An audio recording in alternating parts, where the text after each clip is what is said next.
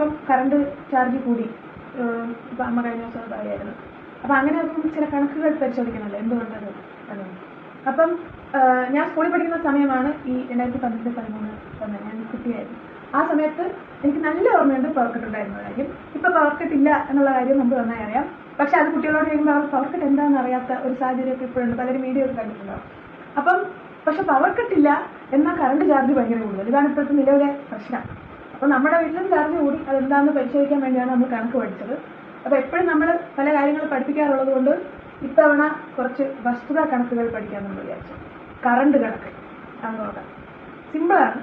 2012, 13, 14 കാലഘട്ടം അറിയാമല്ലോ ആരുടെയാണ്, ഞാൻ പ്രത്യേകിച്ച് പറഞ്ഞു തരുന്നില്ല. അപ്പം ആ സമയത്ത് 2012 24%, 2013 9.1%, 2014 14.8% എന്ന നിലയിലാണ് കറണ്ടിന്റെ തുക വർധനവുണ്ടായിരുന്നത്. അപ്പൊ ആകെ എത്ര? 47.93% വർധനവ് ആകെ ഉണ്ടായിരുന്നു. അപ്പൊ UDFന്റെ 5 വർഷക്കാലമല്ലേ 47.93% എന്ന് പറയുന്നത് UDF 5 വർഷം കൊണ്ട് ഉണ്ടാക്കിയെടുത്ത ഒരു പ്രത്യേക സംരംഭമായതുകൊണ്ട് അത് ഓരോ വർഷം ശരാശരി നമ്മൾ നോക്കുമ്പോൾ ഏകദേശം 9.5% വരും. അതായത് പ്രതിവർഷം UDFന്റെ കാലഘട്ടത്തിൽ 9.5% തുകയിലുണ്ടായിരുന്ന വർധനവ്.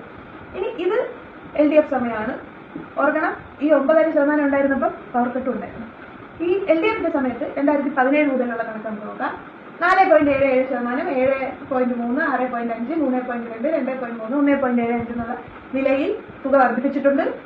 അങ്ങനെ ആകെ നോക്കുമ്പോൾ 26.02% വർധന ഉണ്ടായിട്ടുണ്ട്. വസ്തുതയാണ്, വർധന ഉണ്ടായിട്ടുണ്ട്. ഇനി എത്ര നാൾ LDF? 9 വർഷം. അപ്പൊ 26.02% 9 വർഷം കൊണ്ട്.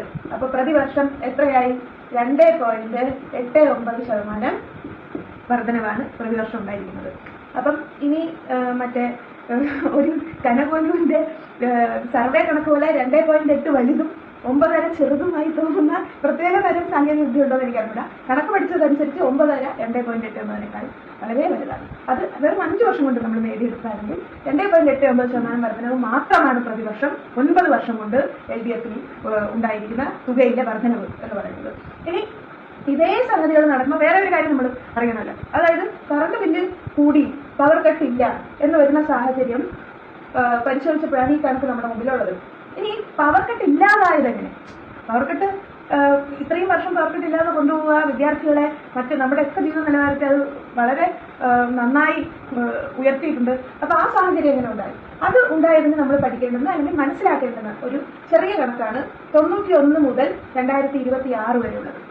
91 മുതൽ 2026 വരെ ഞാൻ എടുക്കാൻ കാരണം ഇനി തൊട്ട് മുമ്പത്തെ UDF സർക്കാരിനെ മാത്രം എടുക്കേണ്ട, നമുക്ക് 91 മുതലുള്ള UDF സർക്കാർ LDF സർക്കാരുകളെ എടുക്കാം. 91 മുതൽ 96 വരെ നമ്മുടെ നാട്ടിൽ UDF ആയിരുന്നു. ആ സമയത്ത് 17.5 മെഗാവാട്ടാണ് നമ്മുടെ കറണ്ട് ഉൽപാദനം. 96 മുതൽ 2001 വരെ LDF ആണ്. ആ സമയത്ത് കറണ്ട് ഉൽപാദനം 1087 മെഗാവാട്ടാണ്. അതും ഞാൻ നേരത്തെ പറഞ്ഞതുപോലെ 1087 17 ആരും കാണിക്കേണ്ടതാണ്. ഇതാണ് വസ്തുത. അടുത്തത് 2001 മുതൽ 2006 വരെ UDF ആണ്. 27 മെഗാവാട്ടാണ് ഉൽപാദനമെങ്കിൽ 2006 മുതൽ 11 വരെ 452 മെഗാവാട്ട് ഉൽപാദിപ്പിച്ചു. ഇത് LDF കാലമാണ്. ഏറ്റവും റീസെന്റായി നോക്കിയാൽ നമ്മുടെ 2011 മുതൽ 16 വരെയുള്ള ഏറ്റവും ഒടുവിലത്തെ UDF കാലഘട്ടത്തിൽ 29.25 മെഗാവാട്ടാണ് നമ്മൾ ഉൽപ്പാദിപ്പിച്ചതെങ്കിൽ 2016 മുതൽ 26 ഞാനും ശരി ഞെട്ടിപ്പോയേക്കാം. ഈ സമയത്ത് എന്റെ ബോഡി സ്ഥലം തികയില്ല 2092.16 മെഗാവാട്ട് നമ്മൾ ഉൽപ്പാദിപ്പിച്ചു. അപ്പൊ ഇത്രയും വലിയ നേട്ടം കാരണമാണ് പവർ കട്ട് ഇല്ലാതിരിക്കുന്നത് എന്നുള്ള വസ്തുത കൂടി നമ്മൾ മനസ്സിലാക്കണം. ഇനി ഇതുമല്ല വേറെ എന്തെങ്കിലും കണകുണ ന്യായമൊക്കെയാണ് പറയുന്നതെങ്കിൽ ഒരു കാര്യം ഞാൻ ഓർമ്മിക്കാം. 2011 5 ലക്ഷം AC ആണ് ഇപ്പൊ നമ്മുടെ കേരളത്തിൽ ഉപയോഗിച്ചുകൊണ്ടിരുന്നത്. ഇപ്പൊ എത്രയാണെന്ന് പറയുന്നത്? 25 ലക്ഷത്തിലധികമാണ്.